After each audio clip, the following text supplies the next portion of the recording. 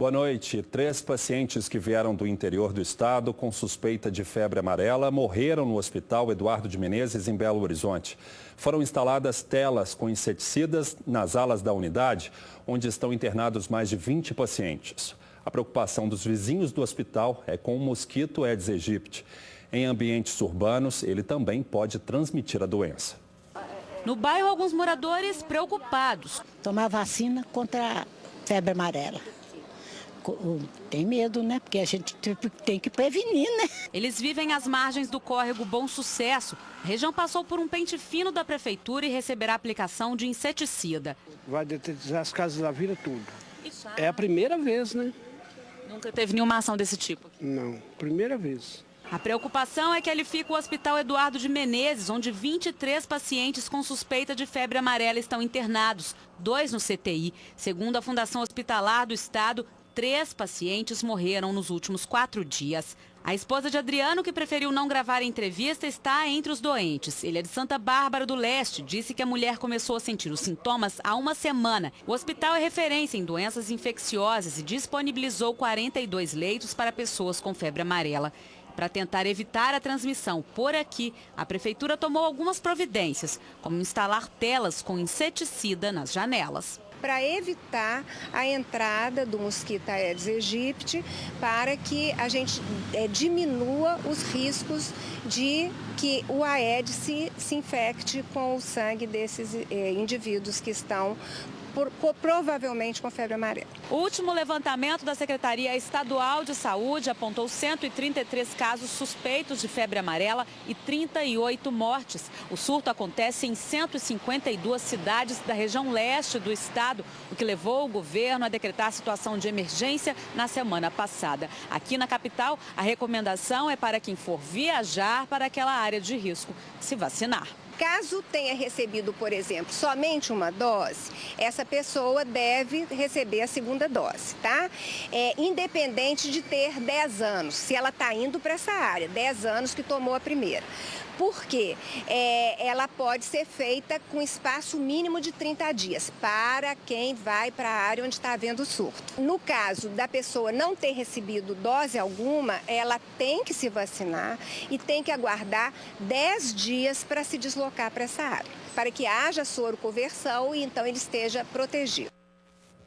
Os atendimentos no Centro de Saúde Cafezal, que fica no aglomerado da Serra, em Belo Horizonte, estão suspensos pelo menos até a próxima quinta-feira. Segundo a Prefeitura, 3 incidentes na semana passada relacionados a um paciente com problemas de saúde mental colocaram em risco a integridade física dos servidores que trabalham no local, além dos pacientes que procuram atendimento. Representantes da Prefeitura vão se reunir com a comunidade para avaliar as medidas que estão sendo tomadas. A orientação é que a população procure um dos 3 centros de saúde mais próximos: São Miguel Arcanjo, Padre Tarcísio ou Nossa Senhora de Fátima. A rodovia MG 050 precisou ser completamente interditada hoje, depois de a pista ceder entre Juatuba e o bairro Vianópolis, em Betim. Segundo a Polícia Militar Rodoviária, as equipes do DR já foram acionadas para avaliarem a recuperação da via. O desvio está sinalizado no local. Também em Juatuba, a chuva abriu uma cratera em uma rua que liga 2 bairros da cidade. Um morador registrou os vizinhos se arriscando para atravessar no único pedaço de concreto que a água não levou. Até filmar os outros passando aí, gente. Olha o perigo aí, ó. A passagem de veículo, de pedestre, toda nossa foi embora por água abaixo aí, ó. A dificuldade que nós estamos tendo de atravessar de um bairro para o outro aí. Olha lá, uma idosa do outro lado da rua querendo atravessar, e como é que ela atravessa ali? Olha aí, ó. Aí. Olha o cano d'água. Cano d'água. Olha aí. Olha lá. Aí, ó. Devido a essa água aí, ó. Olha lá, mais pessoas atravessando, olha lá, mulher, olha lá, criança. Como é que atravessa?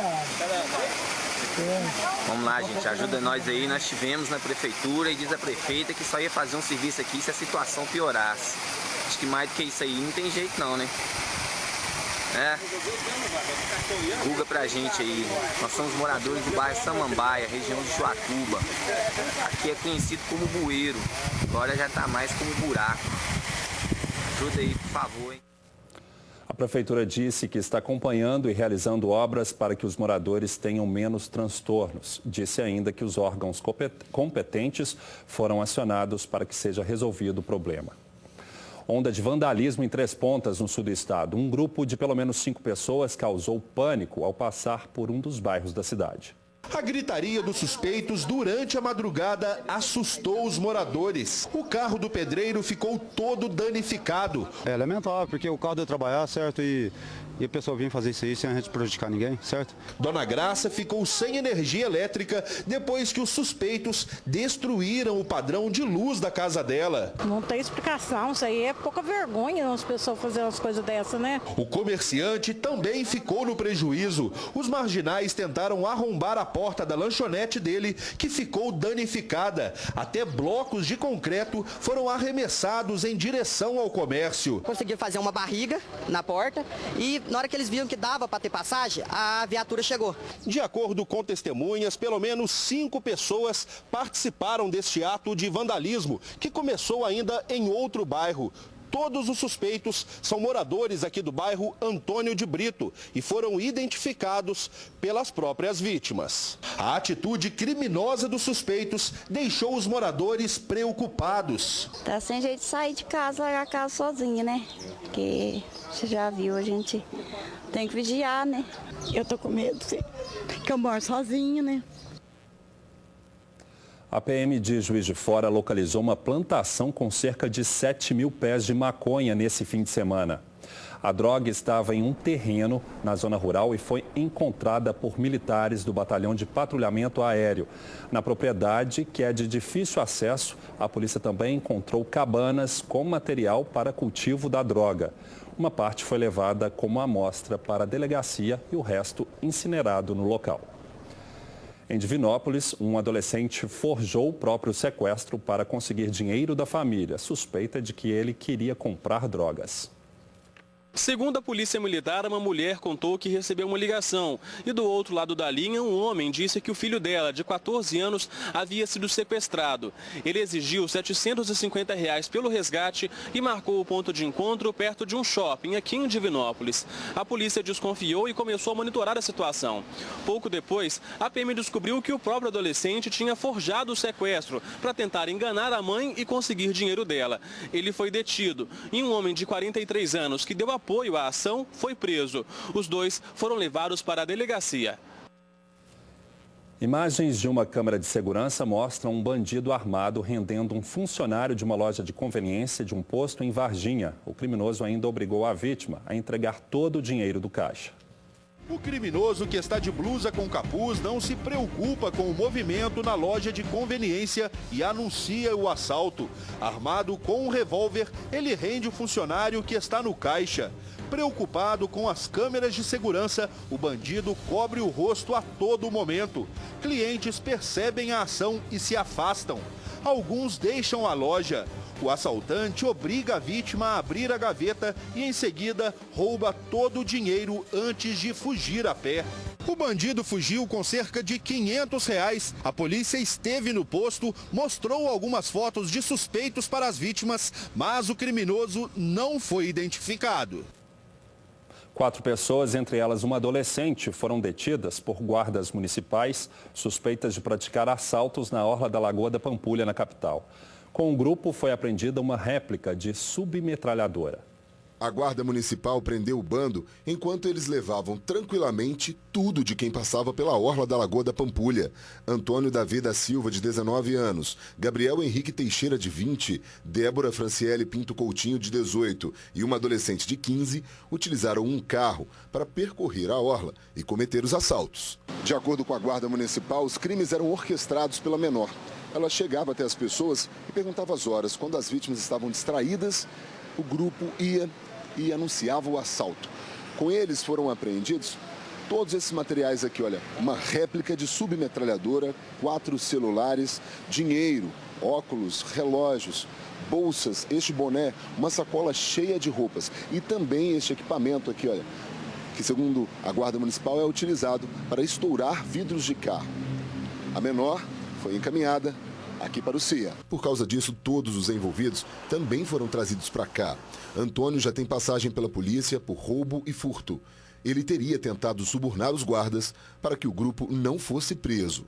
Em certo momento, um dos autores ofereceu um iPhone para a equipe para que fossem liberados. Outro momento, ele ofereceu a quantia em R$10 mil aí para a gente.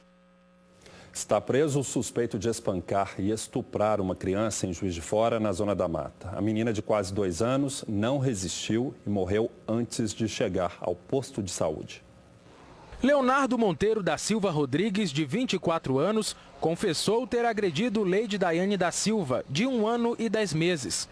A garota deu entrada em uma unidade de pronto atendimento de Juiz de Fora, já sem vida, com escoriações pelo corpo e complicações respiratórias. A causa da morte da garota, segundo o Instituto Médico Legal, foi por hemorragia aguda grave decorrente de um politraumatismo. Pode ser chutes, socos, tapas, pauladas, pode ser qualquer tipo de instrumento contundente. E além disso, também foi constatado lesões na região anal da criança, tá certo? Ou seja, houve abuso sexual por parte da criança, abusos sexuais recentes. Leonardo Rodrigues foi preso em flagrante. Ele confessou com detalhes, calmamente, toda a atuação dele. Frieza o tempo todo. Em momento algum, ele demonstrou intranquilidade, arrependimento, remorso, nada. O suspeito alega que sofre de problemas mentais e que teve um surto quando agrediu e abusou da menina. Você confessa ter batido, ter agredido? Batido. Você acha isso certo? Tapa. Não foi certo, não. O suspeito deve responder por homicídio triplamente qualificado e estupro de vulnerável. O delegado quer saber agora se a esposa de Leonardo, que é tia e guardiã da garota, tem participação no crime. Saber se havia questões recentes, né, do passado, aí, questões de lesões, espancamentos ou não, e também como que era o trato com a criança e os guardiões. A polícia investiga a morte de um homem na porta da casa dele em Três Corações nesse fim de semana. Ele e o filho foram baleados durante uma discussão.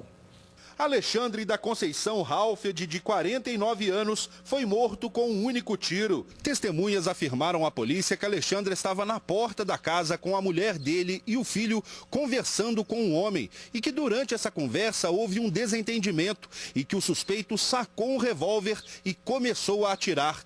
Alexandre levou um tiro no peito, foi socorrido, mas morreu no hospital. O filho dele também foi baleado na mão e no braço, mas passa bem. Testemunhas ainda informaram à polícia o nome do suspeito, mas as vítimas não quiseram falar sobre o assunto. De acordo com a PM, as vítimas têm envolvimento com o tráfico de drogas. Nossa equipe tentou conversar com moradores do bairro, mas com medo, ninguém quis gravar a entrevista. Daqui a pouco, prepare o bolso, a conta de telefone está mais cara e ainda a Prefeitura denuncia caos deixado pela gestão anterior em cidade da Grande BH.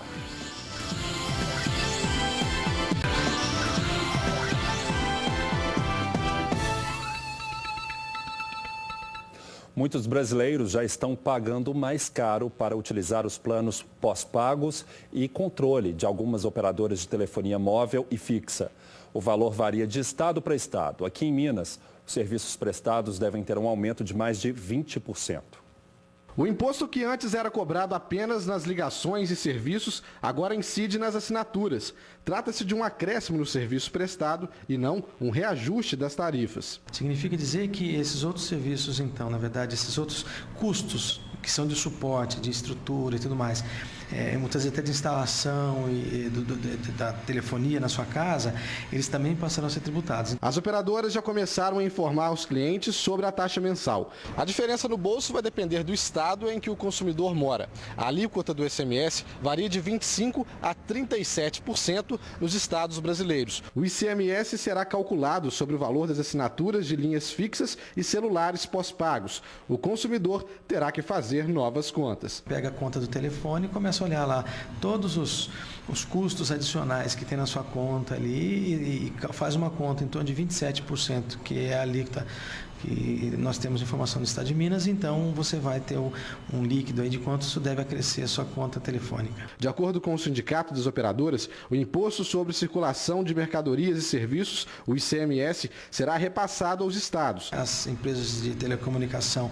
elas arrecadam do contribuinte, mas na verdade eles pagam para o estado esse imposto, né? Que nesse momento de crise deve ser assim, um salvador da pátria, mas mais uma vez o contribuinte final é quem está ajudando a pagar essa conta aí. Confins, na região metropolitana, é conhecida por abrigar o maior aeroporto de Minas, que é a base da economia da pequena cidade com cerca de 7 mil habitantes. O município está na lista dos que têm maior renda per capita do país, mas problemas estruturais na área da saúde e também da educação têm causado transtornos para a população, segundo denúncia feita pela equipe da atual gestão. A Policlínica Mãe Quita foi inaugurada no dia 15 de dezembro do ano passado. Até aí, tudo bem. Se não fosse a sala de raio-x sem o isolamento correto, a canalização de oxigênio inacabada, a falta de um local adequado para o lixo hospitalar e a impossibilidade de funcionar como deveria. Precisaríamos sim desse atendimento 24 horas, que tem muitas prioridades, muitas urgências aqui para serem atendidas. Que a gente ainda não tem autorização do governo do estado, a gente não tem autorização do Corpo de Bombeiros também para o funcionamento 24 horas e a gente tem aí uma carência de gerador de energia elétrica para manter a unidade funcionando mesmo em queda de energia e a impossibilidade de acesso ao sistema SUSFAS, que é o cadastramento de leito, para caso a gente tenha alguma urgência de maior complexidade, a gente encaminha para o hospital de grande porte na região. A nova sede da prefeitura, também entregue no fim da gestão passada, é outro local que chama a atenção. Do lado de fora parece pronta, já ganhou placa, mas ainda não foi concluída. Aqui diz que o imóvel foi mobiliado, mas lá dentro tudo está empilhado. Tem ainda a parte elétrica que precisa ser finalizada. E a situação da frota da prefeitura também não está nada boa. Dos 50 veículos do município, 20 estão parados por falta de manutenção. E alguns veículos que vinham sendo utilizados, segundo a nova administração pelo antigo prefeito, estão assim, bem sucateados. Este ônibus escolar, por exemplo, está com o para-choque quebrado e aqui amarrado por um arame. E lá dentro fica ainda pior. E como o ônibus é antigo, ele sequer tem cinto de segurança. A gente percebe também que os assentos não oferecem nenhum conforto. E olha que este veículo estaria sendo usado para transportar crianças e adolescentes da rede municipal de ensino. Estudantes que são levados para instituições como a Escola Municipal de Tavares, na zona rural de Confins. Os banheiros estão infestados por pombos. A canalização do bebedouro mais parece uma gambiarra. E tem ainda paredes de salas de aula com rachaduras que só aumentam. Vai ter que fazer uma readequação, né? Vamos pedir a vistoria do Corpo de Bombeiros para ver se a gente precisa interditar alguma sala e garantir mesmo a vida dessas crianças que aqui vão estudar. A educação não é ruim, não. É muito boa, inclusive eu tenho um menino já formado 3º ano, vai fazer faculdade agora, mas em questão do prédio, está para caro. O ex-procurador-geral de Confins, Flávio Toledo Pereira, em nome do ex-prefeito Geraldo Gonçalves, do PSB, esclareceu que não existe impedimento para a policlínica mostrada na reportagem funcionar. Disse que a sala de raio-x foi deixada em reserva e que compete à atual administração colocar o serviço em dia. Informou que a vigilância sanitária esteve no local e que autorizou as atividades. Apenas o alvará ainda deve ser emitido. Segundo o ex-procurador, a sede da prefeitura não é uma obra entregue e que os trabalhos devem ser concluídos. Sobre o sucateamento da frota da educação, os veículos seriam desfeitos e que a frota que está em condição de rodar atende o serviço público. Quanto à situação na escola, também mostrada, a infestação de pombos é recente e o ex-procurador também acrescentou que todas as contas estão pagas e que foram deixados em caixa mais de 3 milhões de reais para a continuidade dos trabalhos. Daqui a pouco, o carnaval nem chegou, mas já tem bloco arrastando uma multidão nas ruas de Belo Horizonte. A gente volta já.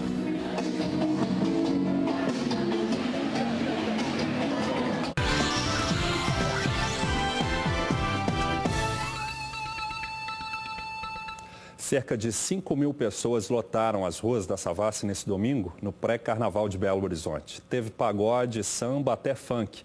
Mas o que dominou mesmo foi o ritmo do axé. Carnaval de Salvador? Não.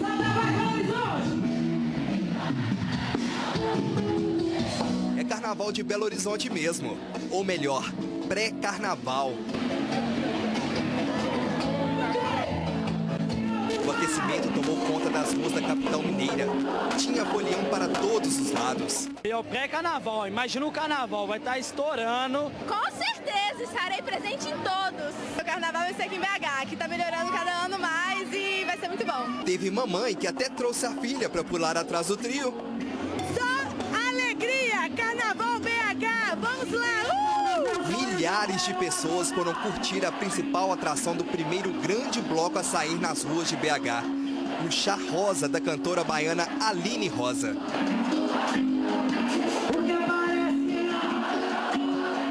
É um projeto assim que a gente leva a música baiana para os 4 cantos do país e aqui não podia faltar, que BH é uma extensão da Bahia, né? Segundo a Belo Tour, 272 blocos vão participar do Carnaval de BH. 2 milhões de pessoas devem participar da festa na capital.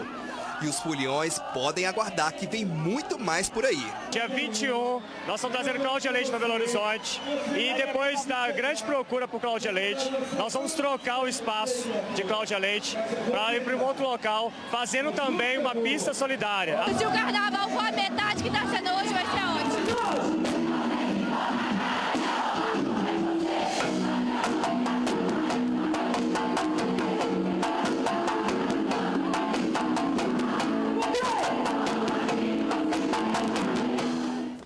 Agora você vê o Noticiário Nacional no SBT Brasil. O Jornal da Alterosa volta amanhã. Uma ótima noite para você.